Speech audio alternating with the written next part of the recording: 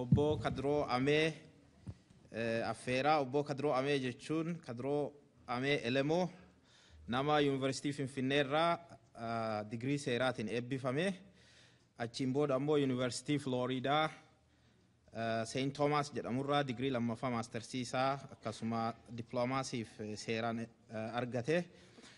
Kitaaba The United States and Ethiopia, The Tragedy of Human Rights kitaaba jedhu haalaan dhiibbaa mirga dhala namaa Itoophiyaa keessatti deemurratti mootummaan United States maaliif dhiibbaa godhuu dhabe waan jedhu irratti xiinxala cimaa katabee kitaaba kanallee katabee jira. Kitaaba biraallee nama katabutti jiru. Inni haala jireenya uummata Oromoo yeroo qabsoon kun jalqabamuun dura maal fakkaata ture waan jedhu irratti as dhufee xiinxala fi nu dhiyeessa jechuudha. Kabajaan isa asitti affeera.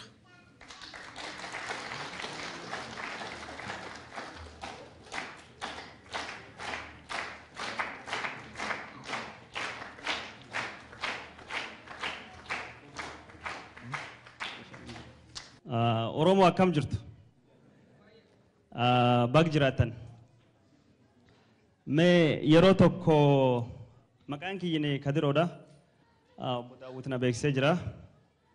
Wanni ani irratti dubbadhu har'a waa'ee hawaasummaa ka dinagdeetii fi akkasumas waa'ee siyaasaa Oromoo kan qabsoo dhoombiiriin dur jiruuti. Suniin duratti ammoo waan tokko tokko jedhuuti mee waan tokko tokko jedhee achi garsuni tadarbuuti. Jalqaba kabaja waggaa 50ffaa kanaan waan nu ga'ee fi bagga gammaddan isiniin jedha. Kaan ammoo wanni an jechuu barbaade warra qabsoo kana jalqabanii har'a siin nu baasa maanguddoota nu keessa jiraniif yeroo tokko kabaja isaaniif mee ol naakaa harkinaa rukutaaf maanguddoota kennaa warra seenaa kanaan nu geettanii guddoo galatoomaa ulfaadha galata argadhaa. Sunitti aansee ammoo wanni an jechuu barbaade warri qabsoo kan jalqabanii ammoo har'a wajjin hin jirre ka adeemsi qabsoo keessatti du'aan mee sekendii 30tiif bakkum jirtanitti mee qalbiin nu yaadadha rabbi isaanii haa araaramu jedhaan galatooma ta'a.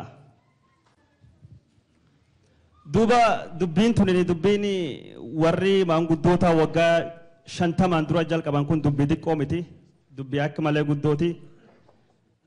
Waan dubbii suniin dura irra haasawa maal jennaa waan dubbii suni warri seenaa sun godhe warri seenaa sun jiraate kana caal beekan waan jiraniif har'a guyyaa waan sun dubbadha don taane guyyaa waan sun isaan irraa dhagahu carra sun argachuu kiyyaa fi guddoo gammada galatoomaa jedhaan jechuun warra seenaa sun nu godhe ammallee deebi'ee.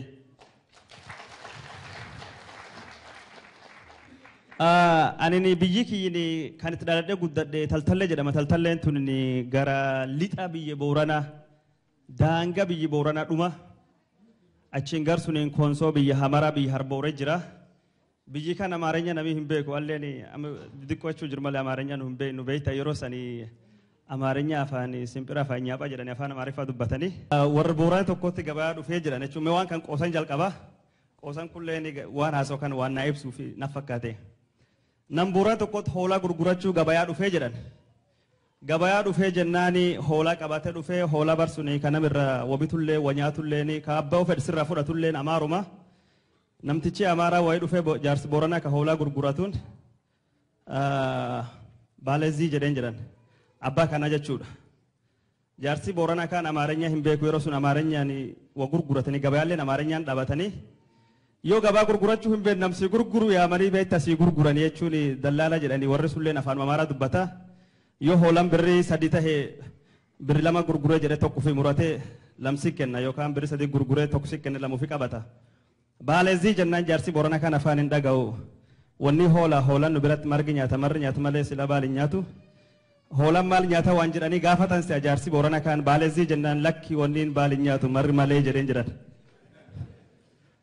Wali hin galle namtichi Amaaraa kan ammallee jennaani waagaa sinti noo jedhee gaafannaan abbaa hoolaa dullacha abbaa sangaa dullacha dhanii horii warra qancarsanii namichi akkasumsee lakki wanni xiqqoo waggaallee hin genne hagayyi malee jedhan. Duuba barsu wanni kan dubbadhee fi bara nafxanyaa sun beeyta afaan Oromoo kan amma ittiin dubbadhu qaamni isin ittiin haasoftan kun tokkolleen hin dubbatamu. ummati keenya mirgi sun tokkollee hin qabu afaan keenya kan afaan itti koflanii waan kan keetillee ittiin gurgurachuu hin dandeettu afaan kanallee akka nu dubbannullee afaan kanallee akka ittiin nu boonnullee ijoollee keenyallee kan nu godhe warra maanguddoota qabsoo gartee bar 50 hardhaa sunillee dura jalqabanii gartee afaan keenya qabnaa aadaa keenya qabnaa kennumaan dubbannaa kennumaan haasofnaa jedhanii gartee warra sunitti harkanaan nu gahee kanaafuu galata qabdanii wanni an jedhu kan beeka warri biyya alaa jirtanillee kan ijoollee qabdanillee ijoollee keessanii afaanii kun waan tabaatiin hin dhufne waan diqqaan hin dhufne afaan kana argitanii akka dansa jabeessa barsiisa wanni an jirtu suni kaanillee ammoo qoosaan kulleen garuun booranaatti akkoo kiyyannatti meebi jechuun qoosallee ta'uu mala dhugaalee ta'uu ni mala akkoon kii kun durii nu haasa'ii jennaan durii hin jaalanna beeta biyyi boorana suni akka Ameerikaa kan ijoolleen televezyiinii jaalin teetu Miikii Maawusii faatii televezyiinii maalii wanni akkas hin jiru waanum durii boorana kan nutti haasanii jennaan gaaf tokko jookii yookaan durii natti haasa'e jedhee dhibe jennaan ishee namirra dhageettee ammoo waan sun yookaan hin gartallee taati namichi tokko jira naan jette durii nafxanyaan kun biyyatti boorana gammoojjii kun akka malee gammoojjiin ta'e akka baalee tan hin qabbanuuf takki baalee baddaa tana baay'ee hin dhufne takkumatti waggaan nu bira dhufanii gibir jedhanii nam saamanii galan. Yoo isaan gibiradhaan kan fardi yaabbatanii gaangee yaabbatanii duuba biyyi boorana kan keessa gulufaa deemanii ka horii qabu horii irra guuranii ka re'ee qabu re'ee irra guuranii ka gaal qabu gaal irra guuranii gad deebi'anii namni boorana kaanii kabaja gaangee ofii yaabbachuu fardi ofii yaabbachuu hin qabu nafxanyaa yaabbatee gulufsiisa namtichi boorana kaanii miilaan dur fiigee laf garsiisa. Miilaan dura fiigee inni garsiisu namni baadiyyaa kun inni fiiga horii gulufaa dhaqa bishaan dhaqa hin beektan silaa ka fardi gubbataa nafxanyichi kan duub dadhabe beektaa. Dadhabee jennaan jedhe dhaabate jennaan ka boorana kaan ennaan inni hin beeku ufuun boorana nu biratti dhuufu waaqni azizinna lakkaan hin dhuufnee jedhadhaan.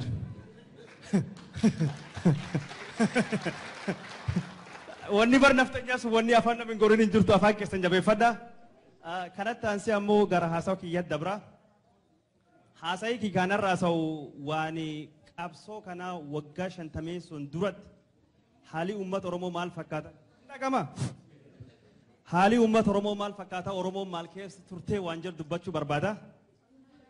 Wanni ani jechuu fedhe isinuu hin beeytanii na caal wanni beeytan tokkini uummanni Oromoo bar dheeraa fi gaafa Afrikaa sun keessatti aadaa ufiitiin aadaa bal'aa aadaa dimokiraasawaa ta'in aadaa dagaagaa kan hawaasummaa kan siyaasaa kan dinagdee hammate sirni gadaa jedhamu uummatee sirni suniin uf bulchaa ture.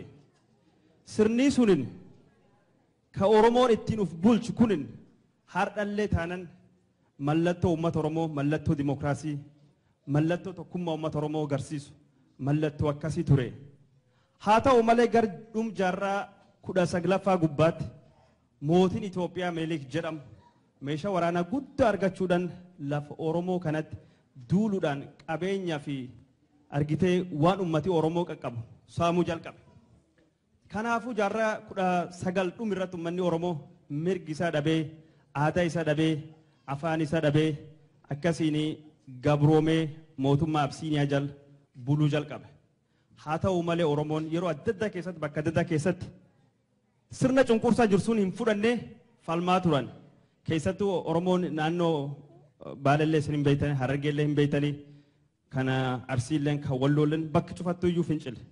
Oromoon yeroo inni fincilee Baalee gubbaa fakkeenyaaf Arsii gubbaatti aanolee fa jedhamee harkaaf harma muranii nafxanyaa waan hin godhin hin qabdu. Calii calanqooleen akkasuma Walloo keessallee waanuma akkasitti ta'e.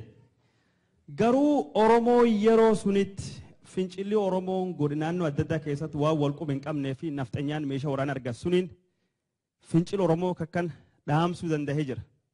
Uummanni Oromoo ammoo yoomillee taanan hin callisnee carraa argatutti fayyadamuudhaan nafxanyaa ofirraa ittisuuf yaalee ture jechuudha. Fakkeenyaaf bara 1936 yeroo mootummaan Xaaliyaan Itoophiyaa qabate uummanni Oromoo mootummaa ofii dhaabatee addunyaan nu beeka jechuudhaan lallaballee godhatullee addunyaan yeroo sun uummata Oromoo yaamicha Oromoo hin dhageenye uummanni Oromoo akkasitti deebi'ee ammallee mootummaa Haayile Sillaaseen qabame jechuudha. Kunin ammoo fincilli kun fincilaannoo cufaa ture jechuudha. Wanni uummata Oromoo tokkeen kabeeyta bar 1960 keessa akka qabsoon kun kan sabab ta'eef tokkeen mootummaan Haayile Sillaasee kunin bar 1935 mootummaa Xaaliyaaniitiin aangoo irraa ari'amee Haayile Sillaaseelleen biyya baqate jechuudha.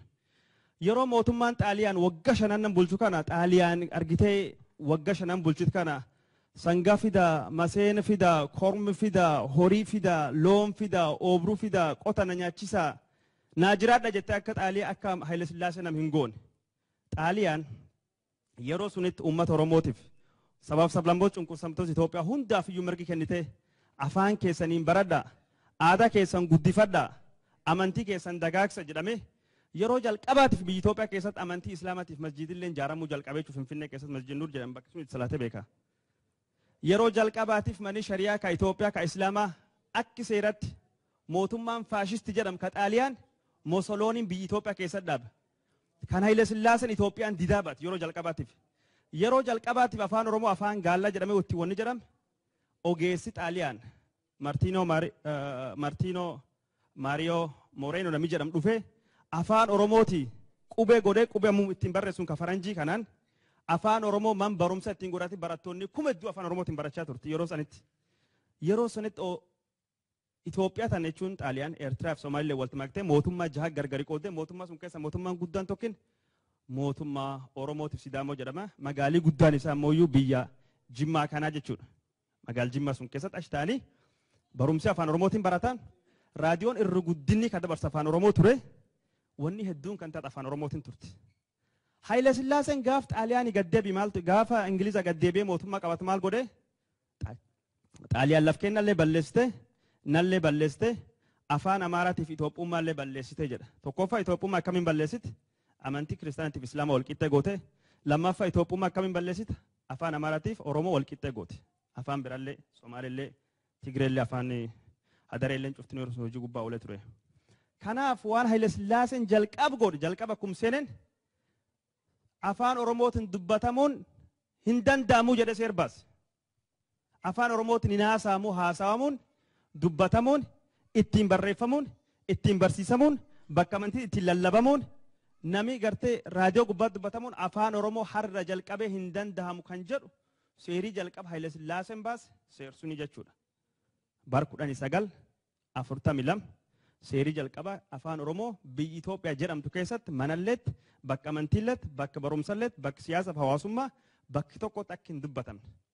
Seerii lammaffaan inni baase Itoophiyaan tuniyyuu Haile Sillaasee warri xaaliyaan baasan irra addi taate bifa adda addaatiin ijaaramuu qabdii jedhee kaartaa yookaan ammoo maappii haaraa baase. Maappiin haarawunii kunini uummata Oromoo maqaa Oromoo jedhuuf lafa Oromoo jedhe ka durii beekamsuun cufa balleesse. Kun yoom ta'e bar 1941 labsa Haile Sillaaseen baase tokkoffaa awaaj quxuraan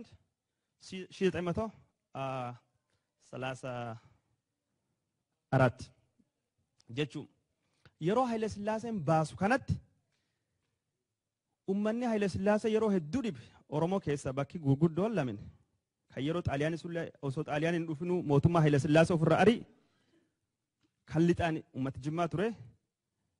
Giddu galeessan ammoo uummata Baalee ture. Baalee waan jedhamtu maappii Itoophiyaa irra balleesse. Baalee wanni jedhamu hin jiru hin beektanii? Baaleen maappii Itoophiyaa irra baddi. Jimmaa maqaa balleesse. Jimmaan hin baddee kafa jedhee moggaase. Haile Sillaaseen warri abbaan isa gaaf durii lafa Oromoo qabatee dhufe jechuun ejersi gooroo Harargeetti waan qubatee Harargee jiraataniif ejersi gooroo teessuma kiyyaa jechuudhaan Harargee laf jedhamtu hin balleesse. Baalellee Harargee jala galchoo Ogaadenillee Harargee jala galchoo seenaa beektan taatan. Baalee fi Harargee tanallee Sidaamatti achirra bulchaa ture warra baalabbaatota akka isaanii ka jechuun durii Goojjam Walloo maalirra godaananii achi qubatan achi bulchaa turan jechuudha. Wanni jalqaba yeroo sun akaakuu jechuun abbeeraa Waaqoo guutuu Muhammad Gadaa Qaalluufa aarsee kaas tokkine angoo isaan qabanii ka durii ka aadallee ka Oromummaallee cufaayyuu Haile Sillaaseen ka bulchiinsallee cufaa irra dhowwee jechuudha. Sun ka Muhammad Gadaa Qaalluu dhumraatti deebina. Jimmaaleen akkasuma maqaalleen baddee kafataate. Arsiin bara Minilik ummata jajjaba ummata janna ummata hama waan jedhameef arsiin garkaan hin baha shawaan muramte garkaan hin muramte arsiin Itoophiyaa keessa yoo duru beektan awraajja cufa keessa akka malee xiqqaa jechuun kiflaagarii cufa keessa yartuudha. Maaliif ummati arsii baay'ee nam dhiba waan jedhamuuf lafa arsii gar cufaanuu irraa muraa diqqeessa jedhama. Lafti guguddoon sadeen turte Harargee Kan Haile Sillaaseen keessa dhalate akka warraatti lafa warraati. Ejersi gooroonni achi dhalate. Lammaffaan Shawaa teessoo mootummaa warraati. Kan isaan saamaa bahan Minilikiin achi. Sadaffaa kan biraarra dhufaa ture kan lafa Affarii lafa onni cufa fudhatti Walloodha. Walloollee achirra dhufanii hin beekan jechuudha. Garniiti isaatiin meenaniitiin. Waan akkasii kanatti cunqursa gosuunit Itoophiyaa keessa deemaa ture jechuudha Haile Sillaaseen kan godhe. Haa ta'u malee Xaaliyaan yeroo inni ari'ame warri Ingilizaa dhufe Haile Sillaasee wanni ati gootu kun sirrii miti. Akkasiin godhini yoo akkam xiqqaate ummati Oromoo kulleen haq ta'etti man barumsa sadarkaa tokkoffaa afaan Oromootiin barsiisi amantiin Islaamallee mirga horattuutii jedhanii jiran. Haile Sillaasee sun cufaayyuu hin didate afaan Oromootiin hin baratamu Islaamii mirga hin qabdu biyyittii tun biyyi kiristaanaati. An jechuun waan tokkollee filannollee hin barbaachisu jedhe. Jennaan namti Ingiliza waan jedheen Haile Sillaasee nu akkanaan si gargaaruu hin dandeenyu maal jennaani nu faashistiif Xaaliyaan biyyi kan kee irraa ariinaa Awurooppaa keessa waraanaa jirra. Ammallee naatsillee warra naazii kan jechuun kan jedhaman kanan bulsullee isaallee waraanaa jirra. Warri sun balleessaa warri sun wal waraanaa atin ammoo faashizimii Amaaraa sabaaf sablammoota Itoophiyaa Oromoof Somaalee gubbaatti akka deebistu hin eeyyamnu jedhan.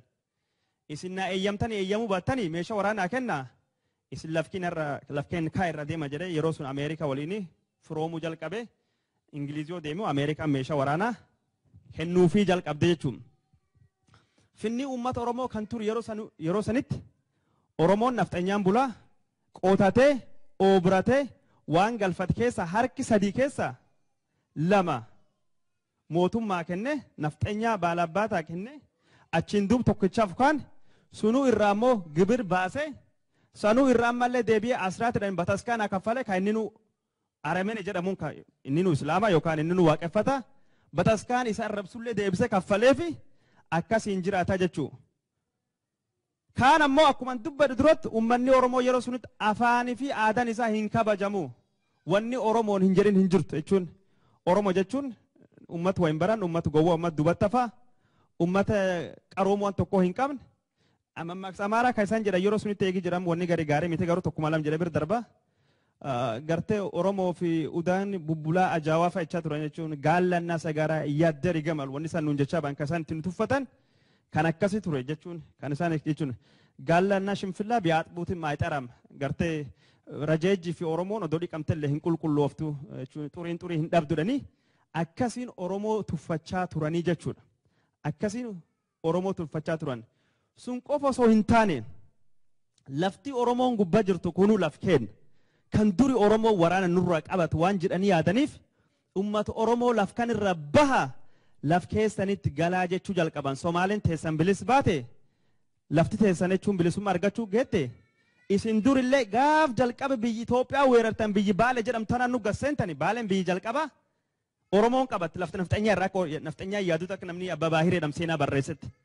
Nu jechuun akka Itoophiyaa sun dhufneen Itoophiyaa keessa dhalannee biyyi sun hin qabnu biyyi nu gubbaa jiran sun cuftunu biyyin weeraraan invaasioniin aggreshiiniin humnaan qaban biyyi keenya miti biyyi kiristaanii laaftee jennaan nu irra fudhannu waan taateef kiristaanummaan ammoo yoo jabaatte deebisuu barbaannaa jedhanii daqiiqaa sadii naafe daqiiqaa sadii mitan daqiiqaa jechuun 30 dubbannaan jedhan duraan.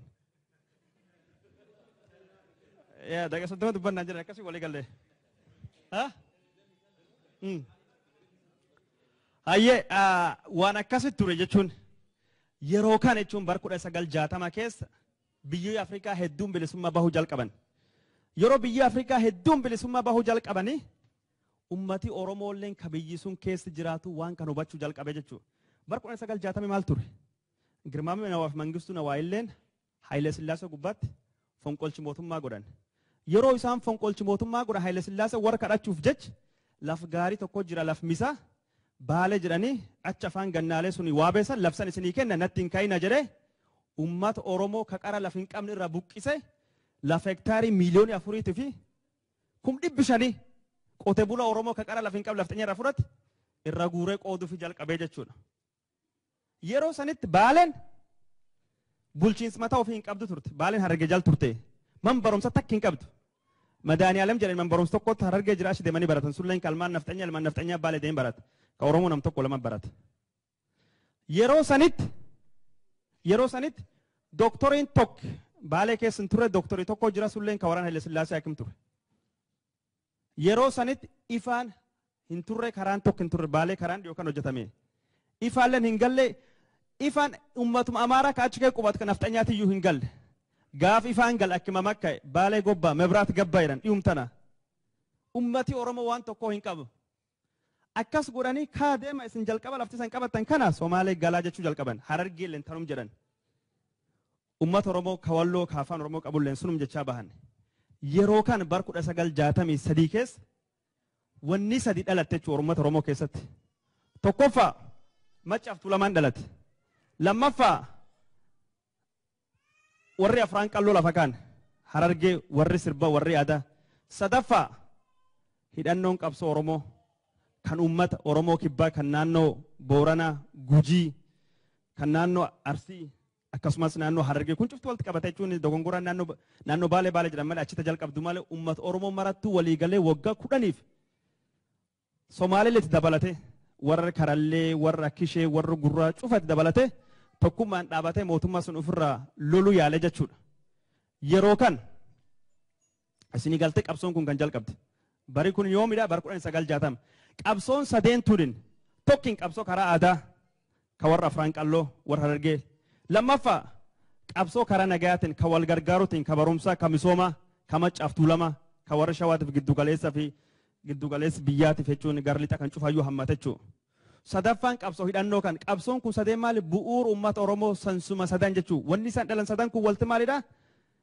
Ufubannoo oromummaa nu uummata tokkoo jedhu nu hawaas tokko hire tokko wajjin qabna hegere tokko wajjin qabna nu biyyi tokko warra tokko waan jedhu dhalatee jechuudha. Isinii galte yeroo kan jechuun baalee keessatti naannoo Booranaatiif naannoo Gujii keessattuu yeroo biyyi keessan Somaaliin bilis baate deema jedhan ummanni naannoo sun qubatu lakki wanni tun hin taatu bilis baaten sunin numattu bilis bahuu qabaa malee garii deemnu hin jirru keenyaan bilis baate bar 1963 nulleen asitti Oromoon bilis baanaa jedhee ummanni sunin akkasiin qabsoo sun jalqabee jechuu yeroo sunitti bar 1963 keessa jechuu namni qabsoo sun yeroo jalqabaatiif jalqabee saba Oromoo keessa gosa hedduu jira akka ragaatiif kunoo Abbi Muhammad Qancooraa nam gar Booranaa Kaayiroo Surrasaas dhukaas as nu keessa jiranii kana baalelleen hedduun nu keessa jira qabsoon sun uummata Oromoo ka biraallee kun ka Gujiillee hirmaachiftee jirti obbo Xulaa Duubelleen kun arma jiranii Gujii irraa Muhammad Madoolleen kun Madoolleen as jiranii isaalleen warri karallee warri kenna ka Somaalee sun akkasi wanni nu barbaachisu yeroo ammaa kana wanni nu barbaachisu Muhammad Addoo kun maanguddoo hedduu jira wanni nu barbaachisu tokkin yeroo sunitti yeroo ummati Oromoo rakkasunitti jechuun waan kana jechuun sila gartee beeyta warri waaqoo guutuu warri qabsoo kanallee sila beeyta warri sibiiliin fudhanne yeroo sunitti warri qaalluuti warri Muhammad Gadaa qaalluufa dubbanne jirra. Muhammad Gadaa qaalluu kun nama qaalluu Oromooti maaleen maddi walaabu maddi ummata Oromooti warri sila warri sibiilallee hin kaasne warri nama hin lolle. Haa ta'u malee cunqursaan ummata Oromoo gubbaat ture yeroo sun waan akka malee hammaata dhufeef aadaa warra akka qaalluu sun dhiisanii yeroo sun qabsoo suni kaanii sibiil fudhatanii ummata Oromoo bilisoomsuuf deeman jechuudha. Yeroo san akkuma sayyaratan gaaf nafxanyaan gaddeebite beeraan isaa Muhammad Gadaa qaalluu hidhamee man hidhaa Sidaamaa keessatti gobbaatti du'e. Yeroo sunitti akki jedhamutti wanni kun dhugaa dharale taasisan beeku sinin naa mirkaneessa hin dhaamatee jedhan waaqoo guutuu kanatti. Qubee takkitti kennu ka warri qaalloo ittiin ibsan isaa kenna jechuudha. Warri qaalluu sun ka sila sibiil hin qaban wanni qawwee qabachiisa uummata nafxanyaa kan dur dhaabanne mirgi keenya qawwee qofaan argam jedhameef hammeen hadhaa agartee wanni sunin sirni nafxanyaa cunqursisuun isaan gubbaatti geessis yeroo suni kan garsiisudha. Kanaaf wanni argin tokkini ummati Oromoo tokko ta'ee jennaan wanni hin dandeenye jiru gaaf sun Gujiin keessa jirti, Arsiin keessa jirti, Booranii keessa jirti, Somaaleen keessa jirti. Ummanni ollaa kun cuftinu tokko taane yeroo rakkoo kanatti rakkoo jirtu hubanne akkasii walii birmanne wal bir dhaabanne ammallee wanni ofirra ittisuu hin dandeenye hin jirtu jedha sila wanni an dubbachuu barbaadu waan hedduu ammoo sa'aatiin kiinii dhumatti jedhanii asin agarsiisaa jiranii waan na dhageeffataniif galatooma maanguddoo keen ammallee galata guddaa argadda warri waan kan qindeessanillee galata argadda yeroo tokko adu'an hin buune maanguddoon keessa jirtu warra seenaa qabooyyii abbootii seenaa kan mee haamileen harki naa dhawaa fi Oromoo mee yeroo tokko nu hin jirraa jedha hin jirtan nu hin jiranii. Ayya akkasii tokko nu haa godhuuti nu haa tokkoomsu nu haa jabeessu Oromoo jabaadha rabbiin tokkummaa isanii kennuuti yoo cufaa yoo haasoftan yoo mari'attan waan maanguddoonni kenna abbootiin kennu doosun hin dagatina waan nu tokkoomsutti irra heddata waan addaan nu qoodirra kanaafuu tokkummaa kenna jabeessu nuti aadaa kenna jabeessu nu afaan kenna jabeessu kan isinit dhaamadha qabsoon tun hin galmaan hin genne akkuma isaan jedhanii qabsoon tun yoo dandeenye gabrummaa hundaan buqqisnoo dadhabni ilmaan itti guddisanii ilmaan qabsoo tanaa warruma Ameerikaa jiru kana akkisan qabsoo ilmaan itti guddisan tokkin afaan keessan barsiisu afaan keessan barsiisa aadaa keessan jabeessa isinillee waan warri sun kalee du'eef hin dagatina waan kan galmaan abaasu nuti galatooma waan na dhageeffatu.